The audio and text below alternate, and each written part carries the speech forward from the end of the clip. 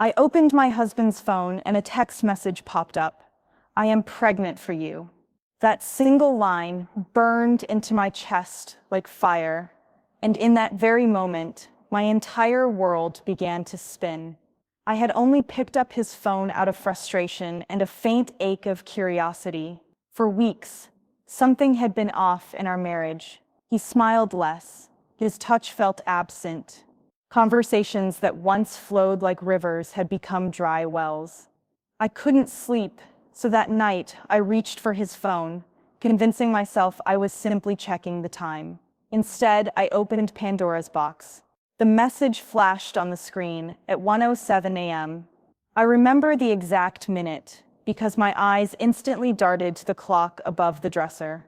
My body froze, but my heart pounded so violently I was afraid it might wake him. There it was, 8 simple words, each one heavy enough to crush me. "I am pregnant for you." I gasped silently, pulling the phone closer to my chest as though protecting it from disappearing. Who was she?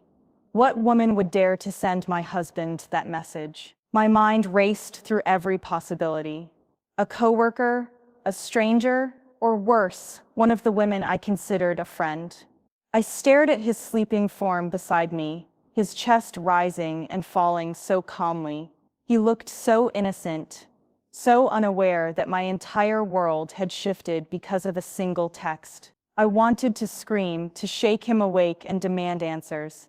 But instead, I sat on the edge of the bed, clutching his phone until my knuckles turned white. Memories rushed through me like a storm. Our wedding day, how he held my hand so tightly at the altar, promising forever. The night we first moved into this house, dancing around with boxes instead of music. The silly fights over toothpaste caps and remote controls. The way he once called me his safe place. All those memories, suddenly poisoned by the thought that he had betrayed me. I whispered to myself, "No, this can't be real." But the screen didn't lie. The message stood there, bold and unapologetic, tearing apart every wall of trust I thought we had built. I didn't respond. I didn't dare scroll further. My hands trembled so badly I nearly dropped the phone. So I placed it back where it had been and slipped under the covers. But sleep? That became impossible. My eyes remained wide open until dawn, haunted by questions with no answer. By morning, he kissed my forehead casually before leaving for work, as though nothing was wrong. That kiss felt like a dagger. I forced a smile, pretending everything was fine, but inside I was crumbling. The day dragged on like a nightmare in slow motion. At breakfast, the taste of toast turned to ash in my mouth. At work, I stared at documents but saw only that cursed message replaying in my mind. Even when colleagues laughed around me, their voices sounded far away. When I returned home that evening, he was already there, humming softly in the kitchen as he chopped vegetables. That sound once brought me comfort, but now it pierced me with bitterness. How could he hum when he was carrying such a secret? "Long day?" he asked, smiling at me over his shoulder. I forced my lips into a curve. "Yeah, just tired." He nodded, oblivious to the storm raging inside me. That night, while he showered, I stared at my reflection in the mirror. My eyes were swollen, my lips pale. I touched my face and whispered, "What's wrong with me? Why wasn't I enough?" The thought of another woman carrying his child gnawed at me like a wild animal. I imagined her swollen belly, the joy in her voice when she told him, the secret excitement he must have felt. Rage and grief tangled inside me until I couldn't tell one from the other. Days turned into weeks, and I lived like a ghost in my own home. I cooked, I cleaned, I laughed when expected, but inside I was hollow. Each time he reached for me, I stiffened, imagining his hands on someone else. At night, when he drifted into peaceful sleep, I lay awake staring at the ceiling, counting every crack as though it held answers. But the hardest part was the silence. I couldn't tell anyone. How could I? What would I say? "I think my husband is cheating because of a text." People would demand proof, and I had none beyond those words. And so I carried the burden alone, heavier than anything I had ever known. Once during dinner with friends, someone joked about marriage being full of secrets. Everyone laughed, including him, but I couldn't. I excused myself to the restroom, gripping the sink so tightly I thought it might break. I stared at myself again, but this time anger flashed in my eyes. I told myself, I have to know the truth. I cannot live in this shadow. The decision filled me with a strange strength. That night, I lay beside him and whispered in my heart, if you're hiding something, I will find it. But even as I planned my quiet investigation, I felt something else stirring in me. Fear. Fear of what the truth might actually be. Because once you open a door like that, you can never close it again. Still, I knew one thing for certain. That message had already changed me. It had cracked the surface of my trust and left me raw, vulnerable, and desperately searching for answers. And as I turned off the light and curled away from him in bed, one thought echoed in my mind louder than the silence of the room. What if my whole marriage has been a lie? The morning after my decision, I woke up with a restless energy buzzing through my veins. For weeks, I had carried that message like a stone, pressing on my chest. But now I felt like I was finally ready to pull back the curtains and see what was hidden behind them. My husband stretched lazily beside me, kissed my cheek, and walked off to shower, humming like he always did. I listened carefully, waiting for the sound of running water, and then reached for his phone again. My hands shook, but my determination outweighed the fear. I scrolled through his messages, heart pounding like a drum. Nothing obvious, just work chats, a group with his brothers, a long thread with his mother about groceries and church programs. I checked his emails, his social media, even his bank notifications. Nothing screamed affair to me. No love emojis, no strange names, saved under fake labels like plumber or mechanic. It was clean, too clean, and yet that single message still echoed in my head like a curse. I searched for the number that had sent it, but to my surprise, it wasn't saved. Just a string of digits with no contact name. That in itself felt suspicious. Who wouldn't save the number of a woman pregnant with his child? That evening, as we sat watching TV, I studied his face. He laughed at a comedy skit, nudged my arm playfully, and asked me to pass him some peanuts. He looked so normal, so ordinary, so mine. I wanted to scream, "Who is she?" But I kept quiet. My silence became my mask. The following weekend, while he stepped out to pick up some supplies, I decided to trace that number. My hands trembled as I dialed it with a private line. It rang twice before a familiar voice answered. "Hello?"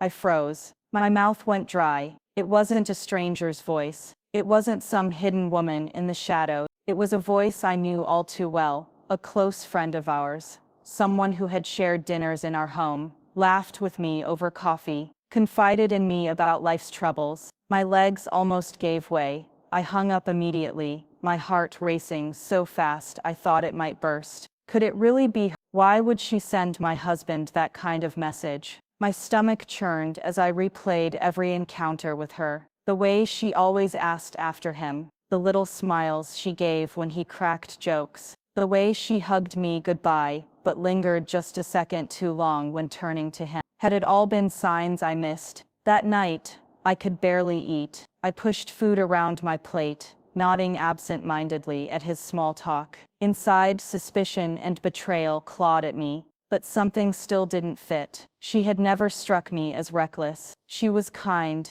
gentle, and deeply religious. Could she truly betray me like this? I needed more. So the next day, when I saw her at the market, I approached her casually. My throat tightened as she greeted me warmly, her eyes bright. There was no sign of guilt, no hesitation. We chatted about prices, about the weather, about her mother's health. I searched her face for cracks, but found none. Finally, unable to hold back, I leaned closer and asked quietly, "Hey, are you seeing anyone? Like seriously?" She looked startled, then gave a sad little smile. "No. Still the same old story. But keep praying for me, okay? You know how badly I want to be a mother." Her words sliced through me like a blade. She wanted to be a mother. My head spun as puzzle pieces shuffled in my brain. Could it be possible that the message wasn't what I thought? That evening, I couldn't hold back anymore. As soon as my husband came home, I confronted him not with anger, but with a trembling voice. There's something I need to ask. Please, don't lie to me. I saw a message on your phone. Someone said, I am pregnant for you. His face was drained of color. He dropped his bag on the floor, staring at me in shock. You saw that? Yes, I whispered, tears filling my eyes. Is it true? Are you cheating on me? For a long moment, silence filled the room. He pressed his hands over his face, then sat heavily on the couch. It's not what you think, he said softly. God knows it's not. Then explain, I snapped, my voice cracking. Because I'm breaking inside. He took a deep breath and began to talk. He told me that our friend, the same one whose voice I had heard on the phone, had been struggling for years with infertility. She had been through countless treatments, devastating losses, and financial ruin in her desperate attempt to conceive. He had stepped in quietly, helping her pay for procedures, driving her to appointments, supporting her when she felt like giving up. She didn't want to tell you because she was embarrassed, he said, his voice heavy. She asked me to keep it between us. When she finally conceived through treatment, she sent me that message, not because I fathered her child, but because I had been there every step of the way. She wanted me to know first. My chest tightened. I wanted to believe him, but the wound of suspicion was still raw. So you've been lying to me, I whispered. I wasn't lying, he said quickly, reaching for my hand. I was trying to protect her privacy. Maybe I should have told you. No, definitely, I should have told you. But I swear to you, I have never touched her. I love you, only you. Tears spilled down my cheeks. My heart was torn between relief and lingering doubt. His words sounded sincere, but the secrecy had already scarred me. That night, I couldn't sleep again. I kept replaying everything, her sad smile at the market, his trembling voice as he explained. If what he said was true, then I had misjudged him, misjudged her. But if it wasn't true, then I was living with a liar who had mastered the art of deceit. I lay awake, staring at the shadows on the ceiling, whispering a prayer. Lord, if this is the truth, give me peace. And if it's a lie, give me strength. And just like that, the days ahead became a test of both my faith and my trust, as I prepared to uncover once and for all whether my marriage was built on compassion or betrayal. The days after his confession stretched long and heavy, like clouds that refused to release the rain. I walked around with my heart in my throat, half believing him, half clutching the shards of doubt that still cut at me. Every time I looked at him, I remembered the tremble in his voice, the way his hands shook as he admitted what he'd done in secret. He hadn't seemed like a man defending an affair. He had seemed like a man who carried too much, who finally let it spill. And yet, trust doesn't rebuild overnight. One evening, I decided to test the weight of his words. I called our friend, the woman at the center of all this turmoil, and asked if I could visit. My voice was calm, but inside I was quaking. When she welcomed me into her home, I noticed the baby photos framed on her wall, her eyes glistening with pride as she spoke about her journey. She told me about nights she thought of ending it all, about the shame of feeling less than a woman because her womb seemed cursed. She showed me bills that nearly crushed her, and then, quietly, she admitted, "Your husband helped me. I begged him not to tell you, because I didn't want you to see me as a burden." The truth hit me like a soft hammer, painful, but undeniable. She wasn't his lover. She was his sister in pain, a woman he had quietly carried when no one else would. My chest tightened with something unexpected, not jealousy, but guilt. Guilt that I had judged both of them before I knew the full story. When I returned home that night, I found him sitting at the table, head bowed over his clasped hands. He looked up, eyes searching mine. "Did you go to see her?" "Yes," I whispered. "And now you know." I nodded slowly, tears welling. I also know you should have told me." He swallowed hard. "I was wrong. I thought I was protecting her, but I hurt you instead. And that's the last thing I ever wanted." I sat across from him, feeling the anger in me melt into something softer, heavy. Do you know what that message did to me? For weeks I thought I wasn't enough,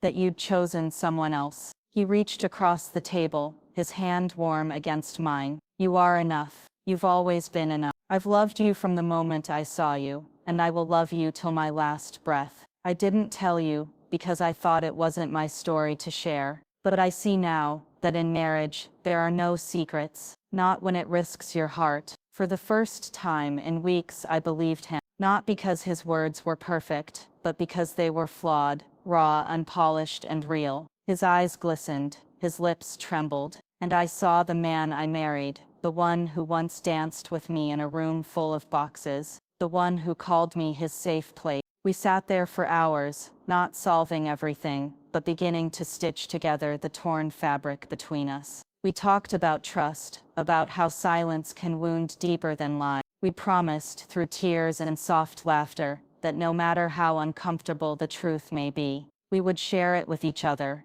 Days turned into weeks, and slowly, the shadows lifted. I no longer saw him as a betrayer, but as a man who carried too much alone. And strangely, his compassion for her lit a new flame in my heart for him. If he could stand so firmly by her side, through her darkest hours, then surely the love he had for me was not shallow. One Sunday afternoon, as we sat on the porch sipping tea, he reached for my hand and whispered, "Thank you for not giving up on me." I smiled faintly, squeezing his fingers. "Thank you for reminding me that love is bigger than fear." And just like that, we began again, not as the couple who once danced around boxes, but as the couple who had walked through suspicion, betrayal, truth, and forgiveness, and somehow found each other on the other side. The message that once shattered me became the turning point of our marriage. It taught me that love is not about never doubting, but about facing the doubts together. It taught me that compassion, though messy,